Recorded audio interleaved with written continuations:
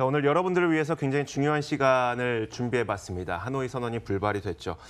북미 정상회담이 예상하지 못하게 노딜로 끝나버렸습니다. 북미 정상회담을 한번 평가를 해보고 모험가인 김정은, 승부사인 트럼프, 앞으로 어떤 행보를 보이게 될지 그 전망하는 시간까지 한번 가져보도록 하겠습니다. 한국협상학회 박상기 부회장과 함께 이야기 나눠보겠습니다. 어서 오세요. 안녕하십니까? 네, 안녕하세요. 굉장히 오랜만에 뵙는 거고요. 예, 정말 오랜만입니다. 오늘 또 스타일을 저와 좀 비슷하게 맞추셔서 패션이 완성이 안 되기 때문에 저는. 알겠습니다. 오늘 한번 이야기를 좀 들어볼 텐데 일단 그 부회장께서 아마 시작부터 끝까지 쭉 보셨을 것 같아요. 북미 정상회담 시작부터 끝까지 좀 시기열로 한번 이야기를 나눠주세요. 처음에 시작할 때 느낌이 어떠셨는지, 결렬에 대한 이야기가 나왔을 때의 느낌이 어떠셨는지 평가를 한번 내려주시면요. 네, 우선 저는 협상을 국제협상에서는 보통 4라운드 협상, 그러니까 결렬을 한 2번에서 3번은 간다라고 이렇게 생각하고 봤기 때문에 당초부터 크게 그렇게 큰 기대는 하지 않았습니다. 하지만은 워낙 트럼프가 북한에 대해서 우호적인 제안을 할 수도 있기 때문에 의외의 성과가 날 수도 있다라고 봤습니다만은 저는 존 볼턴이 새로운 북한이 숨겨놓은 핵시설에 대해서 언급을 한 것을 보고 이번 판은 역시 결렬이구나라고 생각이 되었습니다. 그런데 많은 분들이 이번에 결렬이 됐고 또 미국 언론에서도 이 딜을 노딜이다, 성과가 없다라고 봤는데 저는 그 시청자 여러분께 말씀을 드리는데 이게 큰 성과입니다. 왜 그러냐면요. 미국에서 제가 협상 교육을 받을 적에 협상을 몇 번 정도 하는 것을 보통 스탠다드 표준을 보냐면 몇 번입니까? 4번 정도 됩니다. 그 4번이라는 것이 1차 결렬, 2차 결렬, 3차 결렬 가는데 첫 번째는 상방이 탐색전을 하고 두 번째부터 이제 공방전을 펼칩니다. 그래서 첫 번째 이제 싱가포르 회담에서는 김정은이 의외의 변수를 보였죠. 왜냐하면은 그 폼페이오와의 그 실무회담에서 김정은이 분명히 비핵화 선언을 할 것이라는 다짐을 받았기 때문에 트럼프가 전 세계 언론이 끌고 싱가포르에 갔었는데 안 하지 않았습니까? 이번에는 이제 트럼프의 이제 공격이 시작된 겁니다. 볼턴이라는 딜 브레이크를 통해서 의외 북한이 전혀 생각하지 않았던 숨겨놓았던 핵시설에 대한 언급을 통해서 딜을 깨버린 것이죠. 자, 그러니까 이제 싱가포르 회담 1차 1라운드 끝났습니다. 하노이 회담 2차 끝났습니다. 이제 탐색전도 끝났고 서로의 쓸모없는 소모전은 사실 많이 끝난 겁니다. 이제부터 본격적인 협상이 되는데 제가 조금 전에 말씀드린 대로 미국은 통상 4번 정도의 협상을 해야지 소기의 목표를 거의 100% 달성한다고 보는 나라입니다. 그것은 트럼프의 협상과도 비슷합니다.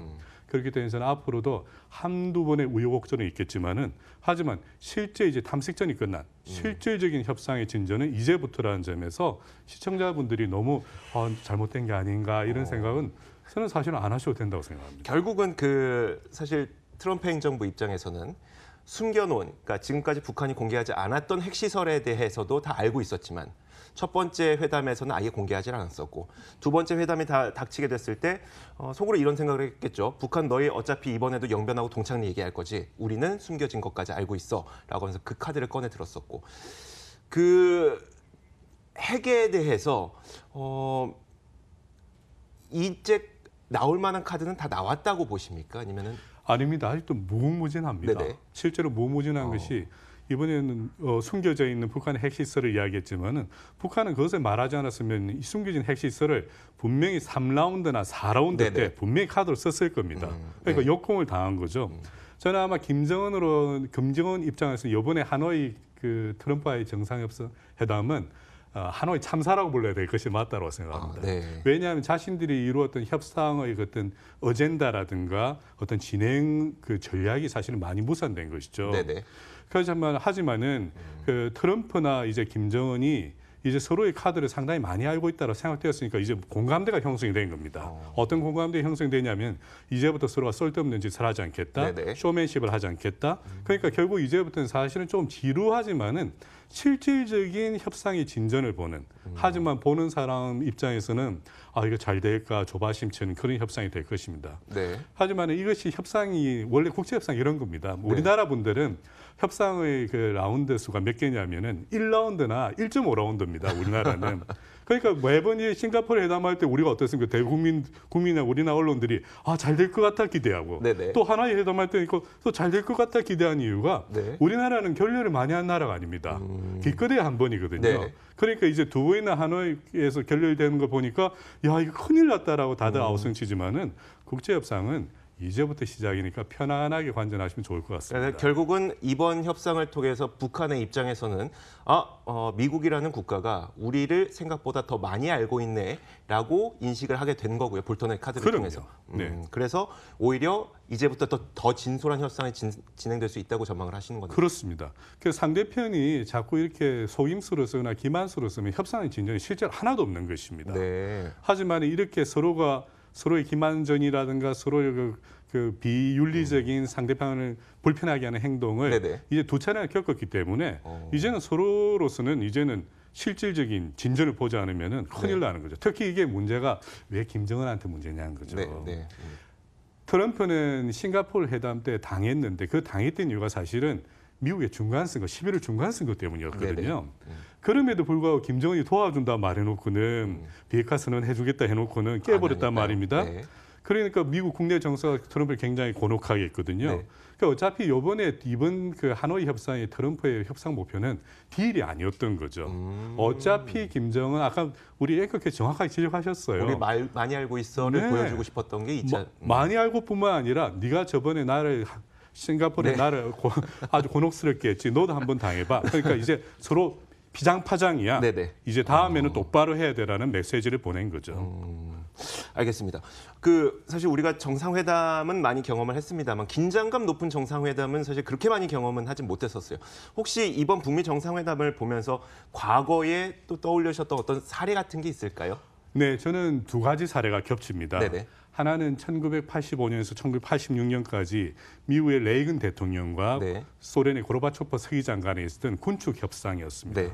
여러분 다 아시다시피 첫 번째 제네바 협상에서도 그 양국의 순회가 대통령이 서기장이 만난다는 것은 사실은 단판 협상에 가까운 겁니다. 그럼요. 그 말은 실무 협상에서 이미 어느 정도 진전을 보았기 때문에 이제 양쪽의 수장이 결론을 내자. 그리고 약간의 간극은 여기서 좁혀서 합의를 하자는 것이기 때문에 대부분의 대통령과 서기장의 협상은 단판인 결론이 날 것이라 예상했는데 어땠습니까? 제네바 협상 결렬됐고요. 레이캬비크 협상 결렬됐습니다. 하지만 실제로 그 이후에 실질적인 실무 협상과 순회 협상을 통해서 그 양국 간에는 중단거리 그 핵무기에 대한 협정이 체결되었습니다. 네. 자, 이런 것이 결국 국제 협상에서는 4라운드 협상, 특히 솔직히 말 공산국가와의 협상에서는 4라운드가 어찌 보면은 그것이 편주진다라고 볼 수 있는 것이고요. 또 하나는 그 육자회담입니다. 네. 제 머리에 겹친 것이 특히 베이징 육자회담인데 네. 실제로 그때 당시 중국은 자신이 북한을 잘 컨트롤해서 전 세계에 얼마나 중국이 북한에 대한 영향력이 있는지 협상이 있는지 그래서 이번 육자회담을 통해서 북한의 비핵화를 이끌어내겠다는 것이 중국의 의지였었습니다. 네네. 하지만 실제는 어땠습니까? 많은 나라들이 북한 요구사항을 받아들였지만 실제로 북한은 비핵화를 하지 않았습니다. 네. 이 두 가지가 저는 겹칩니다. 결국 이번에 이것을 학습한 트럼프와 미국의 정부는 북한을 더 이상 북한에게 속지 않겠다, 당하지 않겠다라는 결론을 낸 것으로 봅니다. 마지막으로 전망을 좀 여쭤볼게요. 왜냐하면 이제 그 재선 임기, 그러니까 재선 선출까지도 이제 그 트럼프 대통령은 고려를 하고 있을 테니까 그럼 거기에 맞춘 어떤 타임라인을 지금 또 짜고 있을 거란 말이에요. 네. 시점과 그 시점에 어떤 식으로 이루어지게 될 것인지 한번 전망을 좀 해주실까요? 예. 우리가 협상이 그 합의가 되는 것이 어찌 보면은 서로의 어떤 조건이 맞으니까 합의가 되는 것이다. 네. 아주 일반적인 이야기입니다. 네. 하지만 지금 북한과 그 미국은 어떤 상황이 있습니까? 특히 트럼프는 미국 국내 정치 상황이 굉장히 어려운 상황이 그렇죠. 있고 네. 또 하나는 재선을 준비해야 되는 상황이 네. 있습니다. 결국 트럼프의 acceptance time, 북한과의 합의가 도달한 시점은 트럼프의 시간에 걸려 있다. 트럼프의 시기에 걸려 있다는 것이죠. 네네. 그래서 앵커께서 말씀하신 대로 재선 기간과 다음에 두 번째 재선 기간이란 시간 프레임이 하나가 있고 네. 또 하나는 미국 국내 정서의 네. 어떤 변화의 시간 프레임이 하나가 있고 네네. 또 하나는 북한이 얼마만큼 다음 협상에서 진전된 합의안을 갖고 나올지 네. 수용안을 갖고 나올지 이 세 개의 시간 프레임이 겹치는 상황입니다. 네. 그래서 당연히 미국 재선 전에는 돼야 되겠지만은 네. 일단은 거기서 시간 여유가 많이 있고 네. 그래서 지금 트럼프가 이번에 협상을 결렬시킨 이유 중에 하나도 더 이상 김정은에게 질질 끌려가는 협상을 할 필요가 없다. 네. 어차피 나의 제일 중요한 미국 국내 정치에서의 재선 시간 프레임은 스케줄은 이렇게 정해져 있으니 네네. 나에게는 2년이라는 시간이 있다. 1년 반이라는 시간이 있다. 굳이 내가 지금 조급하게 할 필요 없다. 그래서 트럼프의 시간은 사실은 1년 반으로 늦춰졌는데 문제는 김정은이죠. 네. 과연 이런 상황에서 2차 회담까지 결렬됐는데 3차 회담도 그렇게 무지막지하게 결렬시켰다가 사실은 미국이 생각을 급변해서 네. 더 이상 협상이 필요 없다고 했을 때 북한에 대한 어떤 경제적인, 외교적인, 군사적인 압박 카드를 동시다발적으로 썼을 적에 네. 사실 김정은은 체제 유지도 힘들지도 모릅니다. 이래서 지금 현재는 그 세 가지 시간 프레임을 가지고서 트럼프가 김정은을 굉장히 압박하는 상황이다. 김정은이 사실은 하노이 참사를 통해서 네. 협상에서 굉장히 불리한 상황에 놓인 것은 틀림없다. 이렇게 알겠습니다. 봅니다. 말씀을 통해서 지금 이번 북미 정상회담을 트럼프 행정부가 무엇을 이용했는지 알게 됐습니다. 자, 지금까지 한국협상학회 박상기 부회장과 함께 이야기 나눠봤습니다. 고맙습니다. 감사합니다.